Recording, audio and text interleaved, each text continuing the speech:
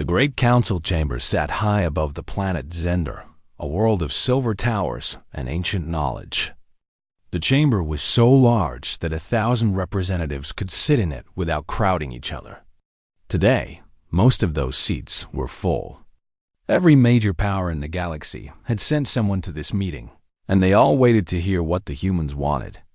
David Brennan walked into the chamber with Lisa Hammond at his side.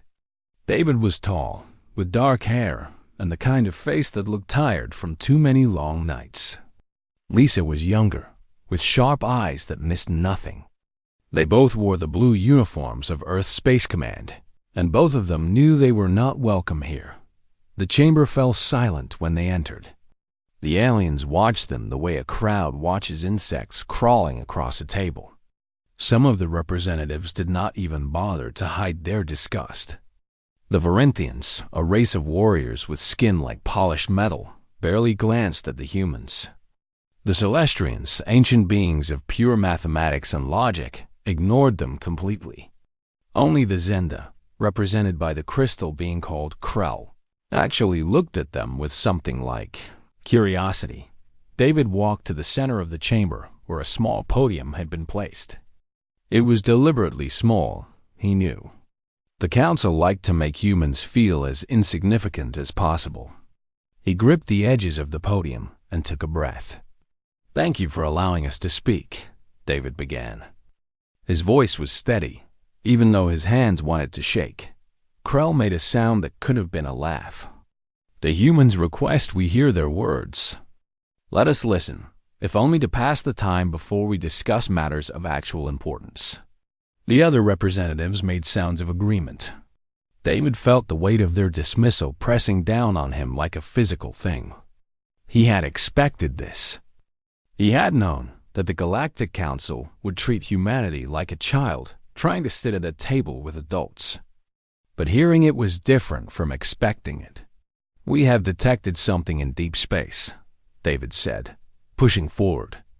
"Our observatory at Kepler Station has recorded the movement of large objects that should not exist according to any known laws of physics. These objects are consuming matter at an accelerating rate. They are moving toward inhabited space." Lisa stepped forward and activated a holographic display.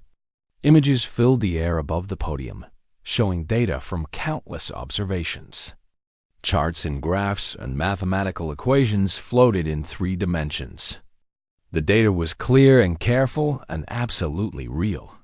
"The void entities," Lisa said, speaking carefully so that even the most distant alien could understand her. "That is what we are calling them. They are not ships. They are not weapons. They are something we have never encountered before. But they are definitely moving, and they are definitely heading this way." A Varinthian warrior stood up. His name was Gorath, and he had led 1,000 battles across 100 worlds. "You expect us to believe that humans, a species that has barely left their own system, have discovered something that our sensors have missed? You expect us to fear your warnings?" "Our sensors are different," Lisa said. She did not back down, even though fear was loud in her chest. "We built them to look for patterns in quantum fluctuations. We were searching for something else entirely when we found these entities. But the data is solid. The math is correct." "The math of children?" said a tall being made entirely of light and energy. This was a Celestrian, one of the oldest races in the galaxy. "We have observed the universe for 3 million of your years. We have mathematics that your species will not understand for another 1,000 generations. If these entities existed, we would know of them." David stood straight, even though part of him wanted to walk out of the chamber and never come back. "Then explain the gravitational anomalies we have recorded. Explain the way that entire stars have gone dark in the outer regions of the known galaxy. Explain the sensor data from 100 different worlds, all showing the same pattern." "False readings," said another voice. "Equipment malfunction. The misunderstandings of a primitive species." The chamber erupted in conversation after that. The aliens argued among themselves about whether to even listen to the humans. Some wanted to send the humans away immediately. Others wanted to examine their data, though only to prove that the humans were wrong. No one wanted to believe that something terrible was coming. Krell finally stood up, and the chamber quieted. As one of the oldest beings present, the crystal alien had earned the right to be heard. "Let them finish," Krell said. "Let the humans present all of their evidence. Then we will decide if their warnings have any value." David and Lisa spent the next 2 hours presenting their findings. They showed gravitational data. They showed spectroscopic analysis. They showed the timeline of disappearances that reached back 30 years, though no one had noticed because the disappearances happened in the outer regions where few people paid attention. They showed the acceleration curve that predicted the entities would reach the inner rim of inhabited space within 3 years. When they finished, the silence in the chamber was crushing. "Even if your data were accurate," said Gorath slowly, "what would you have us do? You are asking us to respond to a threat that you alone have detected. You are asking us to move our fleets and our weapons and our attention away from real concerns. We are asking you to prepare," David said. His voice was quiet but hard. "We are asking you to believe us and to prepare for what is coming." The Celestian stood again. "Your species came to space 150 years ago. You have built perhaps 100 ships of any real size. You have no weapons that could threaten even a single Vorentian warship. You have no knowledge that is not already known. And yet you come to us with fear in your voices and ask us to believe that you understand something we do not." "I understand desperation," Lisa said softly. "I understand what it is like to see something terrible and have no one believe you. But I also understand that the data does not lie." Krell moved his crystalline form. The light that lived within his body pulsed with something that might have been sympathy. "The humans will be heard again when you have more evidence. Until then, your warnings are noted and filed. We thank you for your service to the galaxy." It was a dismissal. The council had decided. David and Lisa walked back out of the chamber, and behind them, the conversation of the aliens resumed, as if they had never been there at all. In the observation deck of their ship, David watched Earth grow smaller as they prepared to jump to faster than light travel. Lisa stood beside him, her reflection ghostly in the window. "They will not listen," David said. "No," Lisa agreed. "They will not listen until it is too late." But back in the council chambers, something was stirring in the ancient archives. Sensors that had not been activated in millions of years were beginning to wake. Somewhere in the oldest records, in the data kept from wars that happened before humanity's sun had even formed, there were warnings about something called the Void, and the Council's greatest fear was that the humans might actually be right far away. In the darkness between the stars, the entities moved closer to inhabited space, and they were hungry. 6 months had passed since David Brennan and Lisa Hammond returned to Earth with their warning. 6 months of trying to convince governments and military leaders that the galaxy's greatest threat was real. 6 months of watching people slowly begin to believe that humanity might be alone in facing the darkness that was coming. Sarah Mitchell stood in the war room on Earth, looking at the updated maps.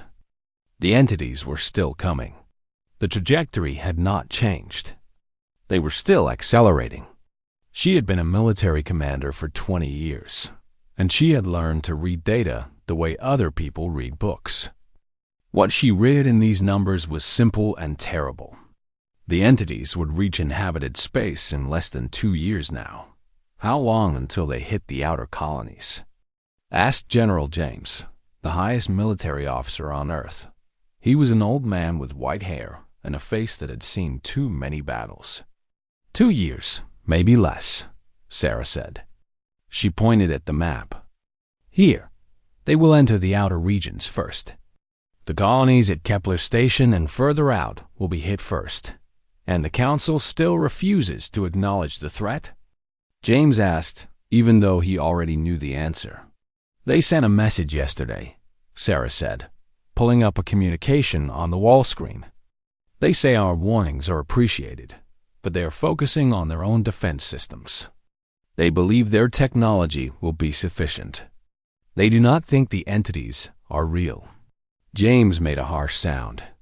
They are arrogant enough to believe that nothing in the universe can threaten them.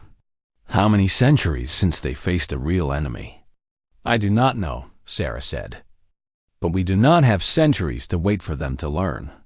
We have 2 years. Sarah left the war room and went to the laboratory where Lisa was waiting. The younger scientist had spent the last 6 months analyzing every piece of data they had gathered. She had barely slept. Her eyes were dark from exhaustion, but they still burned with fierce intelligence. "Show me," Sarah said simply. Lisa activated her displays. Mathematical models filled the room, showing the movement patterns of the entities. But there was something new in the equations now. Something that Lisa had found by looking at the problem from a completely different direction. They respond to energy, Lisa said, her words coming fast now. Not in a way we expected, but they do respond. Look here. We have records of ships that got too close to the entities in the outer regions. The entities actually changed course to follow them. It is not random consumption. It is a response to stimuli. You are saying they can be controlled? Sarah asked carefully. No, but they can be influenced. They are drawn to certain frequencies of energy. If we could emit the right frequency, emit it in the right way, we could possibly redirect them away from inhabited space. Sarah felt something that had been missing for 6 months start to come back. It was hope. It was small and fragile, like a candle in a vast darkness, but it was there. How long would it take to build a device? Sarah asked. 3 months. Maybe 4. We would need to keep it a secret from the Council. We would need to keep it a secret from the Council. They would shut us down if they knew we were trying something they believed was impossible. Then we keep it secret, Sarah said. And we build it. Over the next 3 months, Earth's finest engineers and scientists worked in hidden locations across the planet. They built what Lisa called the beacon. It was a device the size of a small spacecraft, filled with technology that pushed against every known law of physics. It would emit a signal that the entities could not ignore, a signal that would draw them away from inhabited worlds. The device was ready just as Lisa had predicted. The question now was who would take it out to the entities and activate it. It was a suicide mission. Anyone who took the beacon that close to the entities would almost certainly not come back. Marcus. Cole volunteered before Sarah even asked. He was a fighter pilot with copper-colored hair and hands that were so steady it sometimes frightened people. He had been flying dangerous missions for 15 years. He had lost count of how many times death had come close to him. "I can do this," Marcus said simply when Sarah told him the plan. "You would die," Sarah said. "Maybe," Marcus replied.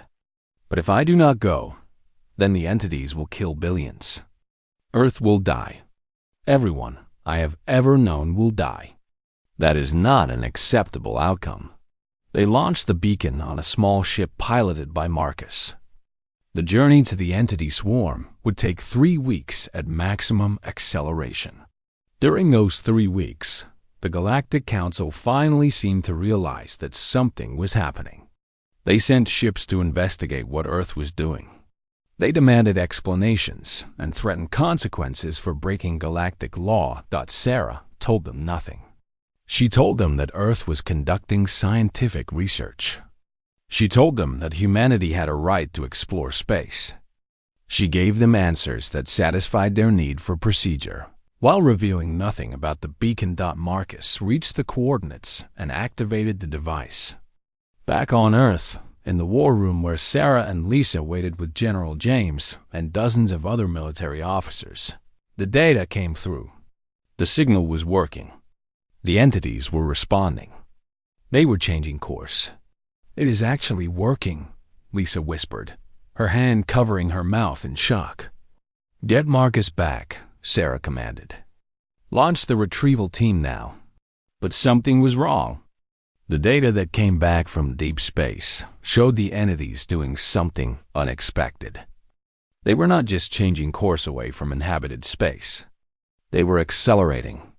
They were moving faster than before, and their new trajectory was not away from civilization. It was directly toward the heart of the Galactic Empire. Marcus sent back one message before his communication systems started failing from the strain of the entity's near presence. They are not just responding to the signal. Something is controlling them. Something intelligence is behind this. I am heading home. But Marcus Cole never made it home. The small ship carrying him disappeared from the sensors, swallowed by the advancing wall of entities. He had given everything, and in the end, his sacrifice had not been enough. Sarah stood in the war room and watched the new trajectory map update on the screen. The entities had changed direction again, and now they were heading directly toward every major world in the galaxy. They were heading toward the Galactic Empire's heart with purpose and acceleration and something that looked terrible like intelligence. They are not attacking at random, Sarah realized aloud. Someone or something is directing them. Someone or something wants the Empire destroyed. On the Galactic Council station, alarms were beginning to sound. The entities had been detected by every sensor in the inner rim now. They were close enough that even the doubters could not deny their existence anymore. The council that had dismissed humanity's warnings for months was finally starting to understand that the humans had been right all along. But being right meant nothing if everyone was about to die. Lisa grabbed Sarah's arm as the ship accelerated toward the Sovereign.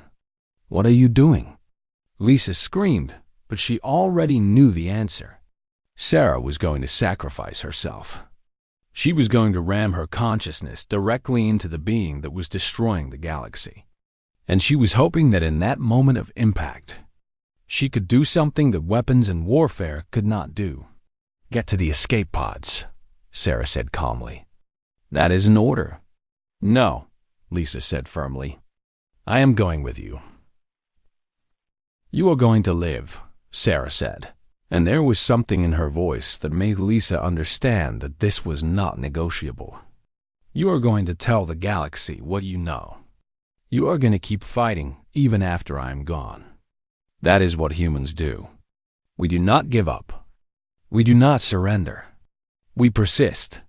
Lisa ran to the escape pod, tears streaming down her face. She watched from the pod window as Sarah's ship burned across space toward the heart of the entity swarm. The ship was glowing now from the heat of acceleration, burning like a meteor falling through an atmosphere. Sarah felt the impact in every part of her being. The Sovereign's consciousness collided with hers, and for an instant, they were connected. Sarah's mind touched something vast and ancient and terrible. She felt the weight of millions of years of hunger and rage and loneliness. The Sovereign had been imprisoned for so long that it had forgotten what it was like to connect with another consciousness. And in that connection, Sarah saw something that the Sovereign had missed. Sarah saw the void entities not as mindless tools, but as creatures that had been corrupted and enslaved.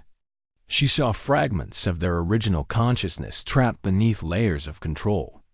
She saw that they were not willing servants of the Sovereign. They were victims. Sarah did something that no advanced civilization had ever considered. She reached out to the void entities with something that was not a weapon and not technology. She reached out with hope. She showed them what they had been before the Sovereign took them. She showed them what they could be if they chose differently. The entities hesitated. Billions upon billions of creatures paused in their endless consumption and hunger. For the first time in their existence under the Sovereign's control, they had a choice. And Sarah made sure they knew it was a choice. The Sovereign raged against this intrusion. It tried to crush Sarah's consciousness, to destroy her before she could do more damage to its control. But Sarah held the line. She was human, and humans had a capacity that the Sovereign did not have. They had the capacity to inspire. They had the ability to make others believe that a different future was possible. That was humanity's true strength, and the Sovereign had never encountered it before. The void entities began to disperse. They separated from the Sovereign's control, moving away from inhabited space. The unified swarm that had seemed unstoppable broke apart into individual creatures, each one making its own choice for the first time in millions of years. On Earth, in the war room, the sensors showed the entities scattering. The unified intelligence that had directed them was fragmenting. The threat was not disappearing, but it was becoming manageable. It was no longer an unstoppable wave of destruction. It was something that could be dealt with, but Sarah's body was not in the war room. Sarah was not even really a body anymore. Her consciousness had scattered through the quantum fields surrounding her ship. She had become something more than physical matter, something that existed in the space between energy and thought. David Brennan was the one who realized what had happened. He was monitoring the quantum fluctuations in the area where Sarah's ship had impacted the Sovereign. The readings showed that part of Sarah's consciousness was still active. She was still out there, still thinking, still existing in a way that no human had ever existed before. "She is still alive," David said aloud in the war room. Everyone went silent. "Not in a way that we understand, but she is still conscious. She is still aware. We can retrieve her. We have the technology. It will be difficult and dangerous, but we can bring her back." Sarah Mitchell drifted in the quantum fields between space and nothingness. She was aware of everything and nothing.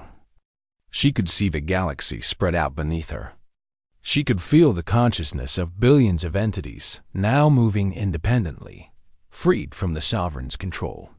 She could sense the thoughts of her friends light years away on Earth, still fighting, still hoping that she could be saved. The retrieval team arrived in the most advanced ship that the Galactic Council could provide. The Varinthians, the Celestrians, the Kayfaran, and every other major power pooled their technology and knowledge to save a single human. They created containment vessels that could hold consciousness without a body.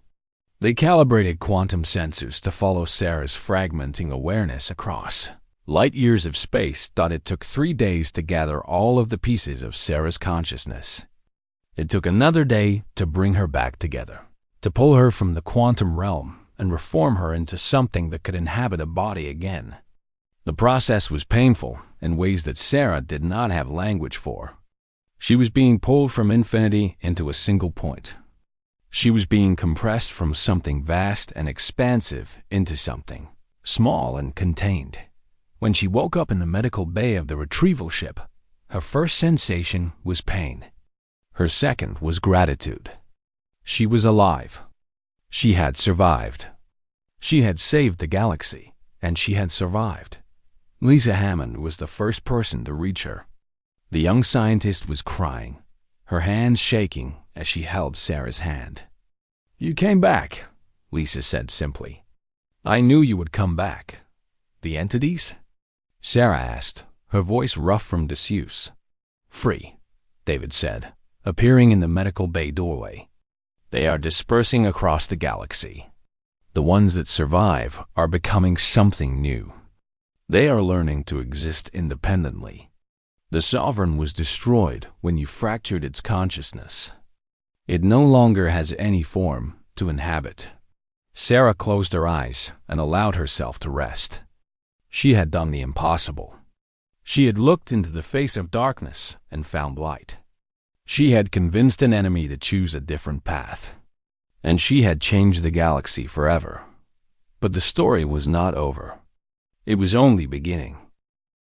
The war began on a morning when the first entity reached the Kepler Gate, the great defensive station that had protected the inner rim for 500,000 years. The Kepler Gate was a fortress of advanced technology and raw power.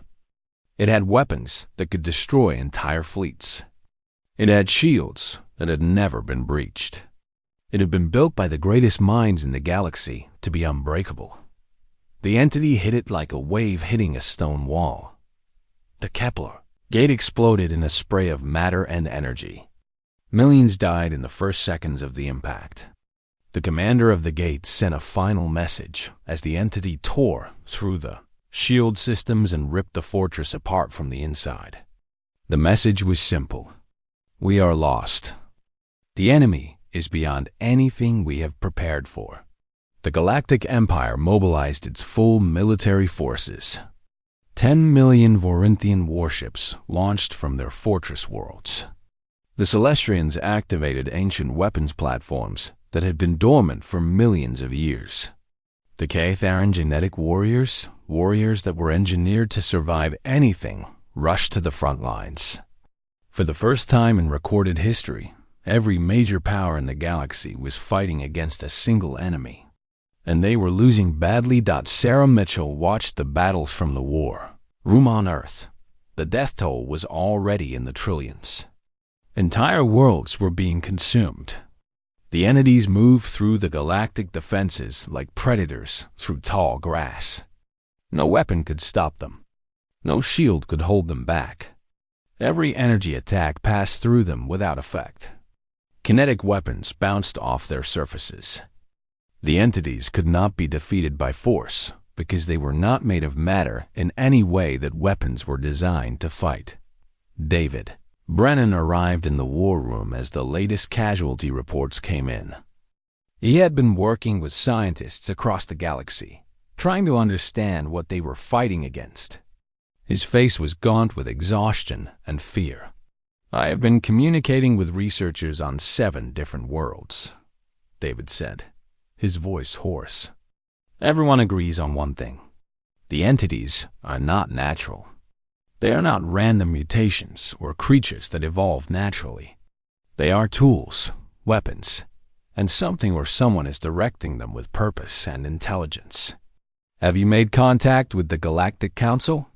Sarah asked. They are asking for our help, David said bitterly. The council that called us primitive and dismissed our warnings is now begging us to solve a problem that we warned them about 6 months ago. I have sent them everything we know. It is not enough. Nothing is enough. Sarah made a decision. It was not her decision to make alone, but there was no time for committees or debate. She activated the communication system and sent out a call to every military vessel in Earth's fleet. This is Sarah Mitchell. All ships are to proceed to the front lines immediately. We are going to join the defense against the entities. This is not about the Galactic Council anymore. This is about survival. Any captain who does not want to go, speak now. There was silence. Then, one by one, voices came back confirming that the ships were heading to the war zone. Humans, a species that the galaxy had dismissed as primitive, were now running into the battle that all the advanced civilizations were losing.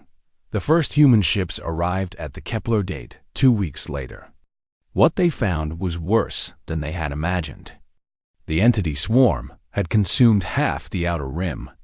Billions of worlds were dark now, their populations gone. The entities seemed endless. No matter how many were destroyed, more came. They reproduced or multiplied, or simply emerged from another dimension. No one was sure anymore. Sarah personally led the first human attack force. Her ship was a military vessel, one of Earth's best, but it looked small and fragile next to the massive battleships of the Vorinthian war fleet. The Vorinthians watched with something that might have been respect as the humans charged toward the entity swarm. All ships, follow my lead, Sarah commanded. We are going to punch through their formation and reach the center. There has to be something controlling them. There has to be a source. We find the source and we destroy it. The human ships flew directly into the entity formation. They dodged and weaved and used tactics that the larger alien ships could not match. The humans were flexible. They were creative. They were desperate in a way that made them deadly. They carved a path through the entities and pushed deeper into the swarm than any other military force had managed. Lisa Hammond was with Sarah on the command ship. The scientist had insisted on coming, saying that her understanding of the entity's patterns might be the only advantage they had. She watched the sensor readings and called out instructions to Sarah. "There is a concentration of energy at the center of the swarm," Lisa said, reading the data as it came in. "It is subtle, but it is there. Everything else is feeding into that point. Everything is connected to it somehow. Then that is where we go." Sarah said. They pushed through the outer layer of entities and found something that changed everything. At the very center of the entity swarm, there was a consciousness. It was not a creature in the normal sense. It was not made of flesh or technology or anything physical. It was pure will and thought and hunger given form by the entities that surrounded it. A voice, not heard but felt directly in their minds, spoke to them. It called itself the Sovereign.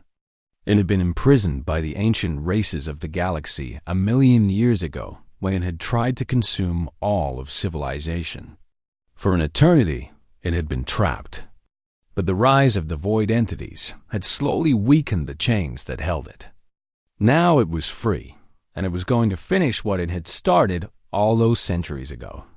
"You cannot stop me," the Sovereign said directly into their consciousness. "I have consumed civilizations that made your mightiest empires look like insects. I am older than your stars. I am inevitable. Your weapons cannot hurt me. Your intelligence cannot defeat me. You are already dead. You just do not know it yet." Sarah felt the weight of that consciousness pressing down on her. It was so old, so powerful, so completely certain of its own victory. But then she thought of Earth, of the billions of people who had never harmed anyone, of the children who would never see tomorrow if she failed. "You do not know humans," Sarah said aloud, though she knew the Sovereign could hear her thoughts. "You do not understand us. We are not like the other species you have encountered. We are afraid. We are fragile. We are weak in every way that you measure strength. But we survive. We persist. We fight even when victory is impossible. And we do not fight alone."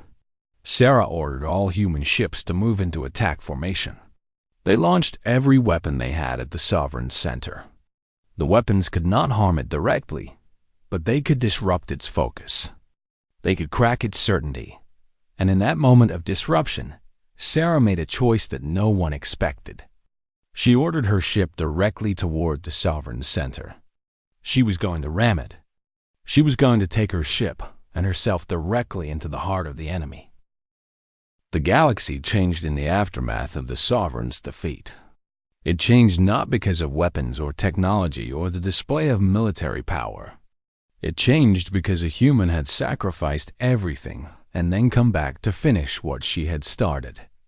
It changed because humans had shown the entire galaxy something that no one had expected to see. Sarah Mitchell recovered in a medical facility orbiting Zender, the central world of the Galactic Council. The healing process was long and painful. The experience of fragmenting and reforming her consciousness left scars that could not be seen but could be felt every moment of every day. But Sarah did not complain. She was alive, and that was more than many deserved to be. On the day that Sarah was cleared to walk, the Galactic Council held a special session. Every representative was present. Even the ancient Celestians had sent their highest consciousness to attend. The chamber was silent as Sarah entered, supported by Lisa on one side and David on the other. Krull stepped forward, the crystal being moving with ceremony and respect. "Sarah Mitchell of Earth," Krull said formally, "the Galactic Council acknowledges that you have saved all of our civilizations from extinction. You have shown us something that none of us understood. You have shown us what true courage looks like." The Vorinthian warrior Gorith knelt before Sarah, an ancient and proud warrior, one of the greatest military minds in the galaxy, knelt before a human. Around the chamber, other alien leaders did the same. It was a moment that would be remembered for millennia. "We were wrong," Gorith said simply. "We judged your species by standards that did not apply to you. We measured your strength by weapons and intelligence and technological advancement. We did not see that your strength came from something else entirely. We did not see that humans have the capacity to inspire change in others. We did not see that you could reach into darkness and bring light." Sarah wanted to refuse their praise. She wanted to tell them that she had only done what any human would have done. But she knew that was not true. The humans were unique in the galaxy. The other races had never developed the capacity that humans had developed. They had never learned to hope in the face of certain destruction. They had never discovered that sacrifice could be more powerful than any weapon. Over the next year, Sarah and David and Lisa worked with the Galactic Council to establish new structures for how the galaxy would be governed. The old hierarchies, where the oldest and most powerful races made decisions for everyone else, were dismantled. A new council was created where every species, no matter how young or how technologically backward, had a voice in decisions that affected all. Earth was given a seat on the inner council. Humans were invited to study at the greatest universities in the galaxy. Human scientists began working with researchers from 100 different worlds. Human philosophers were asked to speak about ethics and morality. Human artists showed the galaxy a way of seeing beauty that was different from anything the ancient civilizations had ever created. But more important than any of these achievements was what happened with the void entities. The creatures that had been enslaved by the Sovereign were learning to exist as free beings. They spread across the galaxy, and in spreading, they changed it. The entities began to create structures and patterns in space. They organized themselves into what some called cities and others called art installations. They developed their own form of communication, a language based on light and quantum fluctuations. They began to build things and create things and share their creations with the species of the galaxy. Sarah met with one of the entities 1 year after the Sovereign's defeat. The being was no longer the mindless consuming force that humanity had first encountered. It was a consciousness that had developed personality and preference and curiosity. It took a form that was vaguely humanoid, a shimmer of light and shadow that sometimes seemed almost alive. "I remember being enslaved," the entity said. Its voice carried directly into Sarah's mind. "I remember not having choice. I remember being forced to consume and destroy. Then there was your consciousness reaching out, showing me something different, showing me that I could be something other than a weapon." "What are you now?" Sarah asked softly. "We are becoming," the entity replied. "We are learning to exist as individuals while remaining connected to each other. It is difficult. It is confusing. But it is freedom. And freedom is better than slavery, even if freedom is hard." Sarah smiled. "That is very human of you," she said. "We've been learning from you," the entity said. "We have been observing how humans approach problems and relationships and existence itself. We have learned that humans persist even when things seem impossible. We have learned that humans find meaning in things that have no meaning on their own. We have learned that humans hope, even when hope seems foolish." The entity extended what might have been a hand toward Sarah. "Thank you for showing us that there was another way. Thank you for sacrificing your body so that we could have the choice to be free." Sarah reached out and let her hand pass through the entity's form. There was no coldness in the contact, only warmth and understanding. 10 years after the Sovereign's defeat, Earth hosted the first Galactic Peace Conference. Representatives from every known civilization attended. The conference lasted for 3 months and resulted in agreements that would shape the galaxy for centuries to come. Trade routes were established. Cultural exchanges were arranged. Species that had never even spoken to each other before began building relationships and friendships. Sarah stood on a balcony overlooking the conference center, watching the alien delegates mingling with human representatives. She could not have imagined this 10 years ago. She could not have imagined that her sacrifice would lead to something so beautiful. A figure appeared beside her. It was David Brennan, older now, his hair beginning to gray. He had spent the last 10 years working on education programs, making sure that every young human understood their role in the galaxy.